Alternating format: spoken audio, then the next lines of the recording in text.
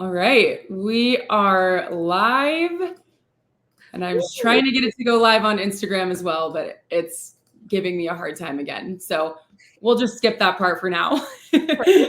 My name is Jordan Duran. Hello, everyone. I'm the host of Changing the Game. Changing the Game was created to share leadership insights and inspiration from female professionals who are out there making a difference in their industry. Today, I'm joined by Jaelyn Arndt. Jaelyn is one of my best friends, and she is a storyteller for the NCAA as the Associate Director of Communications for Social Media.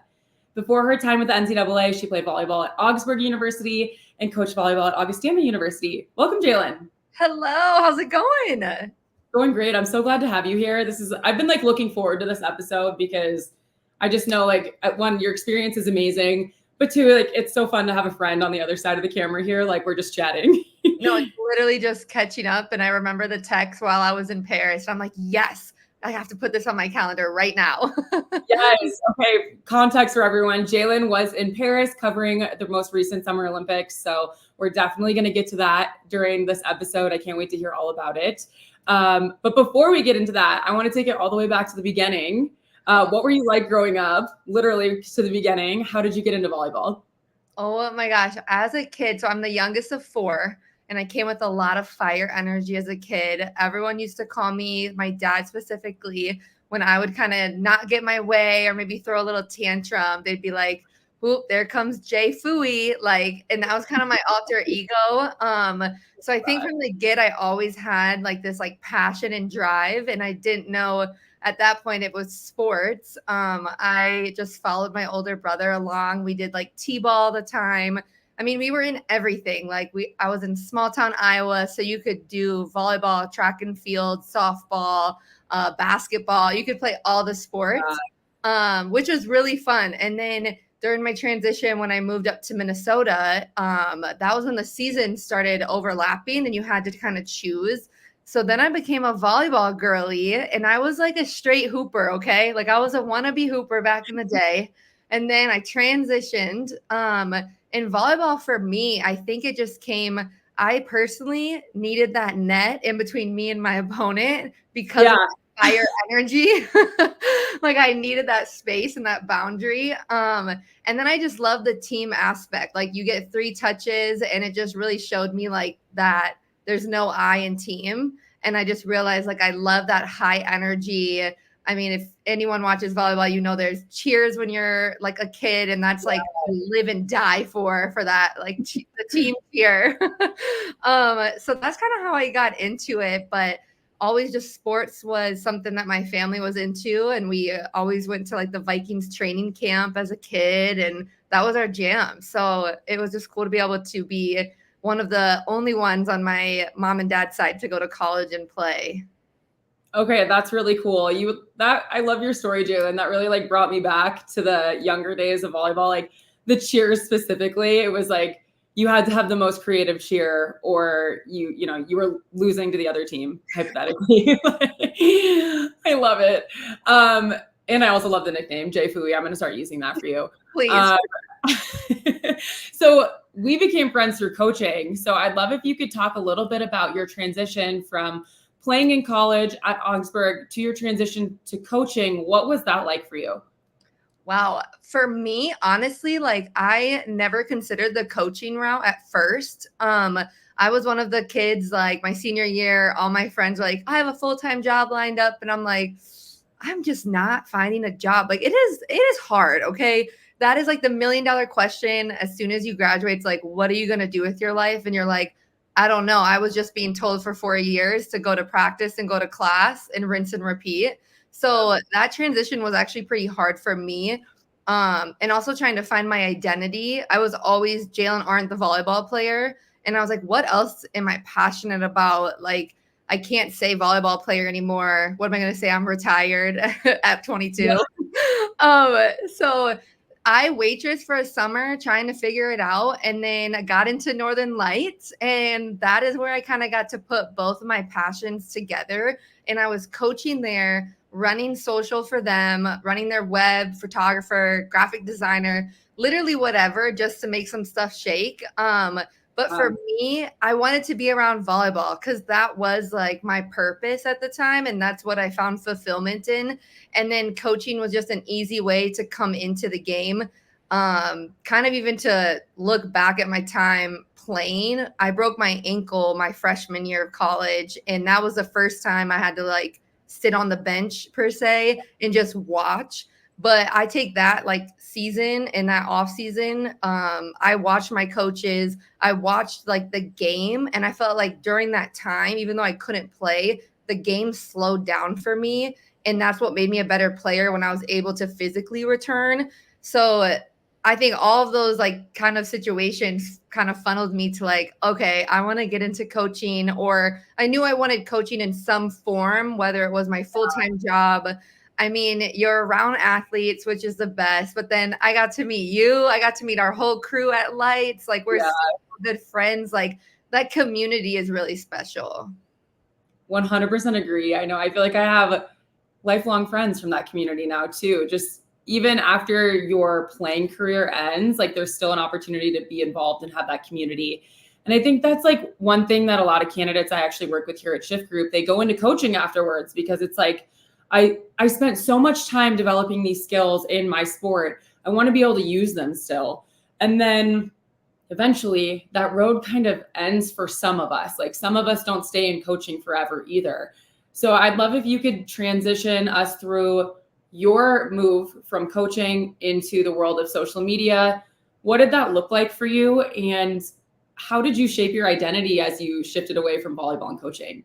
Oh my gosh. Yeah. I mean, I'll never forget like Jen Jacobs. She was my positional coach in college, and she became a head coach at Division II at Augustana. And I was only at Lights for about a year. And she called me up and she offered me their graduate assistant position. And I remember I told her, I was like, I do not want to be a head coach. Like, I was realizing how hard being a coach is. And I mean, we were coaching the 16-year-olds to 18-year-olds, and like we weren't even in college yet. And I'm like, that's definitely not the route I want to go. But she knew I wanted to go social. So like I was very transparent. Like, if I come there, what are the opportunities? Like, would this help me get to here? So I was doing a ton of career mapping. I honestly was reaching out to a ton of my network, looking on LinkedIn and seeing how other people's career path, like what did they get their masters? Do I need my masters? Right. So then ultimately I decided to go, and I did it for a year and a half, and Jen let me like run their social media. I did all of their, like I did photography for them, made graphics, worked with the communications team on campus. And that is where I made some connections at the NCAA. But just was able to see kind of how all these things like weave together in this like beautiful like cobweb, like trying to be like, where does this all go, or who needs to know? So that was kind of how I still got to do coaching and social. But then the pandemic happened, like right after that I was going to graduate. And so I got out of coaching, out of sports for a year. I worked at a mental health nonprofit, and I know everyone's like, oh, like if you get out of sports, like you can't get back in. It's really hard. Like I remember calling my parents and being like sad, like, but I knew I needed a job. Like I needed experience. And I worked at Nexus Family Healing, and going out of sports was the best thing for me at that time. Like I was able to learn how to talk with a CEO, how to strategize, how to do paid ads, how to work around like the HIPAA guidelines, like all of those translated to what I do now at the NCAA. But just because I had my full-time job out of sports, I was still freelancing on the side. I was finding any way to still fill my cup with like that sports adrenaline, which wasn't coaching. So I was live clipping games for a cable company called Midco out in Sioux Falls, just doing it remote. I was like, whatever you need, I got it. So yeah, it was this weird thing, especially with the pandemic that happened. But ultimately I got to end up back into sports, which has been really fun. Yeah, you touch on so many cool things there. One, I love like you talking about how you like there was a lot of noise from people saying like, oh, if you get out of sports, it's going to be impossible to get back in. And it actually ended up being not a setback. It was a step forward for you in a way to get back into it and learn more. So I thought that was really cool. But you mentioned career mapping. What was that like, that process like for you? How would you encourage candidates right now, or like former student athletes who are leaving their sport, to start to develop a vision for their career? Or how did you go about that career mapping? It is huge. Honestly, I still career map to this day, like on different projects and things like that.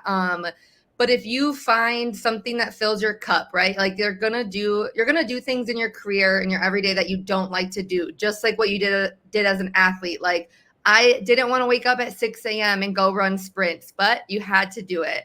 I don't like to pull social analytics all the time, but I have to do it. So there's still all those. But figuring out, especially when you're entering into the like workforce, into that entry level, like you're not going to go out and find a job that checks every single box and find your dream job.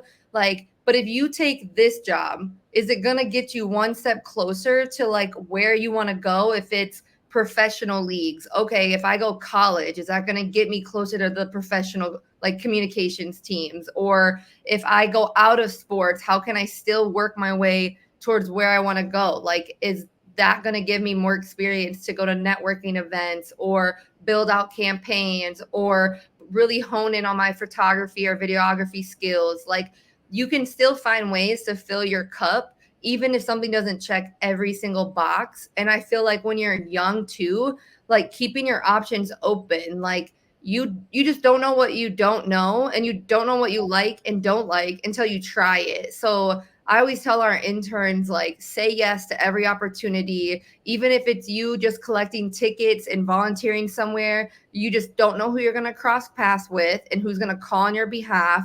But if you treat people with respect, you do a good job, and you leave it better than you found it, people will put a good word in for you when you make that ask. I love that. That just reminded me of a guest I had on a couple of weeks ago, Shauna Griffiths. Shout out Shauna. She told a story like along the lines of what you just said, like you don't know where your next opportunity is going to come from. She was working at a shoe store in Ann Arbor after her basketball career was over, and she made friends with the Nike rep. So she got a role at Nike. So that it's just like, yes, like you don't know where that opportunity is going to come from. Say yes to a lot of things, even if it doesn't check all the boxes for you, because you don't know what you're going to learn from there. Facts. Yeah, I love it. I want to talk about Paris a little bit because I just selfishly want to hear about it. And I know a lot of our listeners will too. So you recently returned from Paris where you were covering the Summer Olympics. Bonjour, au revoir. I know those are my only French words. Don't. She spent a month in Paris. She's fluent now. I wish that would be so cool. That would be so fun. So Jaelyn in Paris, you recently returned. What was that experience like professionally and personally for you?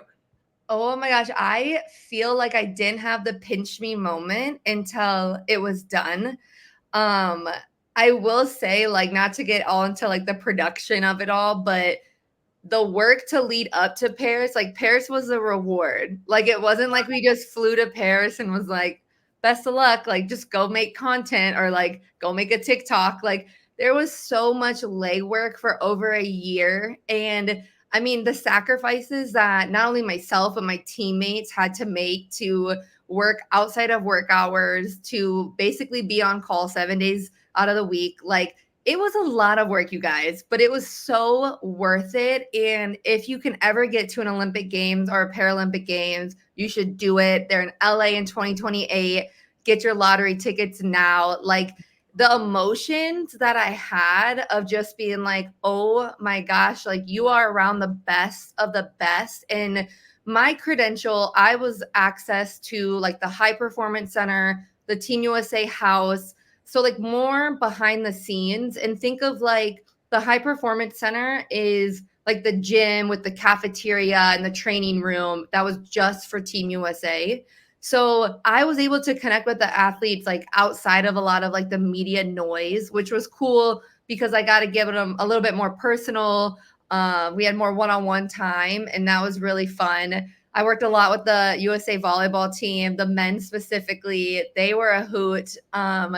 But like I mean, yeah, I get just even like emotional of like seeing the athletes. And then every night I would scroll through our feeds and just see like what we have done. And I'm like, oh my gosh, we're killing the game right now.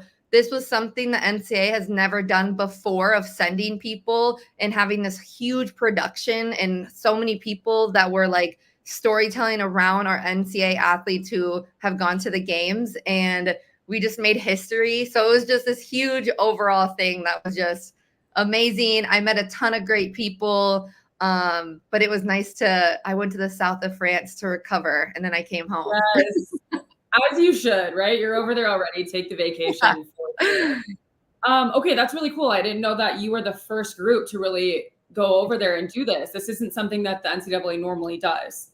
No, this is a newer partnership with our Olympians and Paralympians made here. And we were going to send people in Tokyo, but then COVID. So this is our first time we actually got to send people like on the ground. And it was like, I mean, it was so unreal. Like the stories, like, but besides them being amazing athletes, I know it's like everyone says it, but they're amazing humans, and they're just like us. They get nervous during media. They don't know what to say. They're tired. They're hungry. They know these fans are all looking up to them, and this is like the greatest moment. But they're also vulnerable and sharing their mental health journeys. They're sharing how they had losses and how they've come back, and the support system around them and how that's important. How athletes have leveraged social media to be able to bring eyeballs to maybe an Olympic sport or Paralympic sport that people don't watch. So it's been cool to see how people have evolved and built their brand as they continue to come to the games. That's amazing. It sounds like there were so many lasting impressions on you from the athletes in those moments, but was there anything in particular that stood out to you where you're like, wow, I'm going to remember this moment forever? Oh my gosh. I would say, I mean, my favorite piece of content that we got to make is we mic'd up the men's volleyball, the libero, and he was just a hoot. His name's Eric, went to Stanford. They're professionals. They know how to work it, and he just killed it. And it was just so fun to see that happen. And then personally, I am just a huge Tara fan. Tara and her husband Hunter, like that storyline. Like I just went on their YouTube and I was like fangirling like crazy. They have like a whole show talking about their like journey, and I got to do a bunch of content with her throughout the year, and that has been really cool to see. And the fact that she won gold and Hunter won gold, I'm like, what can't y'all do? But that was pretty surreal. And then, I mean, I'm tall, I'm 5'11", but when I saw these athletes, I just kept thinking like, oh my gosh, everyone's just going to be huge, like really tall, but like, they're just normal size. And I was like, oh, okay. Like, I was like, hey, how's it going? I mean, the gymnasts are really short. I'm not going to lie. Oh my gosh. Yeah. It just makes them a little bit more human. And that's amazing. I can't wait I want to talk more about this offline because I want to hear more about your experiences. But you had mentioned how it took so much prep work beforehand, and we all like dream of like an opportunity to go over there, like, oh, my job's going to send me to the Olympics or do something really cool that like sounds cool on the outside. But there was a lot of work that went into it. It wasn't all just like stars shining or whatever you want to say. But how did you prepare for that ahead of time? You said a lot of long hours, but what were some of those challenges you faced in order to prepare for that big moment? For sure. So we adopted this project management tool called Asana, and that was something new for our organization, and I absolutely love it. But right away we go back to organization and just keeping everyone on the same page. And honestly, my skill set that I learned as a student athlete to be able to organize like my classes, my schedule, going to the gym, like going to tutoring, like all of those things that translated into my job. Like I basically had to create an organization system for our team. And then we also had over like 7 to 10 contractors that we are bringing into our system and onboard them and create strategy, create the cheat sheets, like write the blueprint. So when people would come in and we're all on different time zones, we had a smooth production. Honestly, I love creating efficient systems. So for us, it was how can I create an approval process that is speedy? How can I communicate to the team back home of like what content I'm able to get in Paris and then be able to send back to editors and then be able to flip for our community manager to then post. So we had this huge trail, like, how a piece of content came into our neighborhood and then who needed to see it. If we had written pieces, did we have a video? Do we need a graphic? I mean, we were prepping for these big moments before they happened because we were able to strategize. But the only reason we were set up for success is because that relationship building, like we met with all the national or the NGBs. And so all like USA volleyball, USA fencing, USA swimming. And we're talking with them like, what's the storyline here? Give me something that's like the general public doesn't know, right? Like what's something different? And so for example, like women's water polo, like they love coffee and they always got their like pregame ritual was getting a coffee. So we're like, okay, now we're going to hold that tidbit and how can we weave it into some content? Or one of our viral pieces was Stefan from men's gymnastics, and he went to Penn State, but he had no offers. So he literally just got a full ride or went to Penn State and crushed it, killed it, and now is at the games and literally crushed it, got to medal, is an Olympian. And he literally shared his experience with us. We're like, how was that of being someone who had no offers on the table? What has Penn State and that community meant to you? And that piece went viral. Like we were able to flip it fast. We entered the chat when it was hot. We had great B-roll to match the story. I mean, he's great. It was already going to slap. So we were like, that's amazing. We met with the platform. So really working with Meta, like we revamped our threads for the games because that was something that was super important. So we knew we were chatting, and it was funny. Like I got to meet the girl who was running the Team USA threads. And every time I'd see her, I'd be like, did you get my comment? Like, like it was just fun to see like who's behind the account. But yeah, I mean, it's this large production, and to really put it all out in words is like, it's honestly extremely difficult. I'm like, how did we do it? But we did it, and everyone deserves a gold medal on our team. All of our contractors, like everyone killed it, and like you could not do it by yourself, period. No way. It's unbelievable to hear you talk about it and have to imagine just like all the communication, working across time zones, different teams and collaboration, relationship building. There's a lot to go into it, and it requires a really competent team around you. You've done some hiring in the past. So I just want to know what skills maybe you're looking for in some of these people that you're looking to make strong additions to your team. Mm-hmm. And maybe how can some of our former athletes who are listening leverage their experience to succeed in a world like this and to be successful in that role? Absolutely. I hear people right now, we're actually in the hiring process. We have interns at the NCAA that come for a year. And so I feel like that speaks directly to, that transition, and they can be former student athletes or not an athlete. It doesn't matter. But for anyone, like when we're looking at your resume, like I'm not expecting you to be like the best videographer, the best graphic designer, the best social media manager. Like all those things take time and growth, but like we're looking for someone who's going to be coachable, who has a positive energy. Like, are you going to get along with our team? Like that's a huge fit. Like you're with us for a year, you become my right hand. And so it's like, are we going to get along? Essentially is a big one. And then how can you translate the skills that you learned in school and bring them to your career? So if it's no matter what, if you're a student athlete, you know how to manage your time, period. You should talk on that. And you know how to manage your time, especially if you want to enter the sports world. Like this is not a 9 to 5. It's not a Monday through Friday. And you have to be able to manage your time. Do you know how to work under high stress situations? Yes, you do, because you performed well during a game. Like, end of story. So you should bring those into your interview.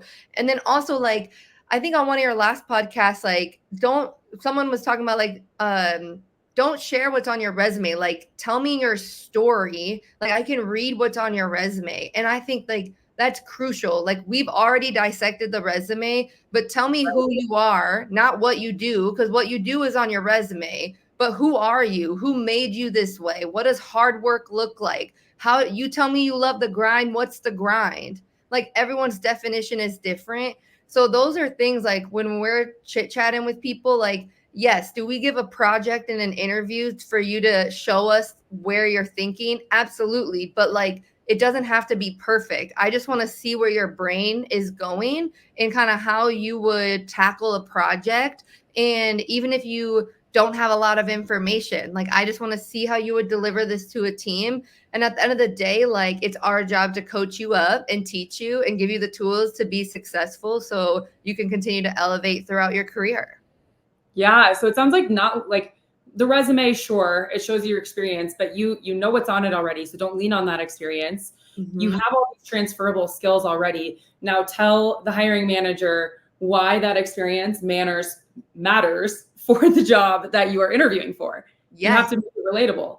Yes, absolutely. And like, a trick that I always like to tell people too is like, it is a gold mine if you go to an organization's like website, look at their mission, find their mission and their core values, and then start adding those words into your responses. So if one of the company's core values is teamwork, I know teamwork is a core value of mine because I'm a student athlete. I've always been a teammate. Like, there's no I in team. I've learned how to lose. I've learned how to win. I've learned how to get called up and be the driver, but I also know how to be the passenger that's delivering the bomb playlist, that's giving them the food, that's giving them the directions. Like, I can fit into every position or seat on that bus that you need, and I'll do it with a positive attitude. I love that. It's like not being too good for any specific job. Like, you're part of the team, and sometimes our responsibilities change, and it's about doing your role to the best of your ability in that moment. Facts. I love it. Oh, I wish we had more time. We have a couple minutes left here, so there's just a couple more questions that I really want to get to. I want to know, Jaelyn, what advice you would give to young professionals, maybe particularly women, since that's a large part of the audience, but who want to break into sports communication or social media and leadership. What advice would you give them? You know, my advice is to like value your voice and speak up. Like, I feel like that is a big one where in this industry too, it's mostly like male dominated. And so it can be a little like intimidating going into those rooms. But your voice matters and you have an interesting like perspective, and your journey and your insights are valuable. The other big one is like find other people who like support you and can help you into those rooms. Like, for me, Gina Leahy is our VP, and she's taken me under her wing at the NCAA and like really taught me like the lay of the land and how to communicate and how to be better, how to storytell. But then also like my boss, Chris Dion, like he has also given me like the opportunity to grow as a woman in this space. And you have to find those male and female supporters in your career.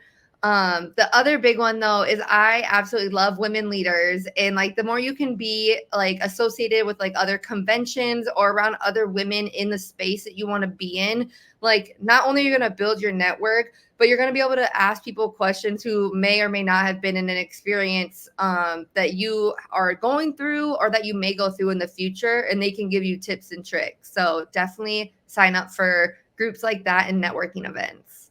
I love it. Finding a mentor, finding a network is always so important in any industry. Yeah. Thanks, Jaelyn. Last question for you. I know. It goes so fast. I'm really sad about it. We need like a part 2. We'll get you back on. Yes. But what role do you think sports organizations like the NCAA can play in empowering more women to take on leadership roles? Ooh, honestly, our leadership development team, if you have heard of them, we actually have a ton of programs that are specifically to women and even ethnic minorities as well. So the more that you can involve yourself in other programs to enhance your leadership, like the NCAA is, you know, there's a ground for not only NCAA employees, but also just athletic admin and coaches that can come through this programming and learn tips and tricks, build that network, and then prep you for that next step in your career. But not only prep you, but then surround you with other people who have the job maybe that you want. And so you have this network where I think Kim K or Khloe Kardashian said it on like a random interview, but like if you're the smartest one in the room, you need to change rooms. And so put yourself in a room where you're not the smartest to continue to learn, be a learner, be coachable, and you're going to be prepared for that next step. So true. I love that. I love that piece of advice. Like, hey, if you're the smartest, you got to find a new room. Find a new room. True. And that's with everything in life, right? Like if you are the best person in that room in anything, time to get out of the room. To go to the room. Yeah. Yep. Love it.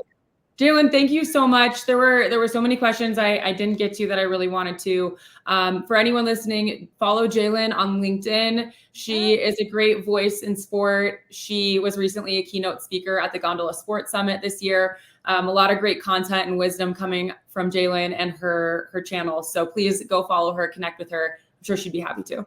Yes, thank you for having me. Appreciate it. We'll have to catch up offline too. We will. Thank you everyone for listening. And thank you so much, Jaelyn. It was great having you. Thank you.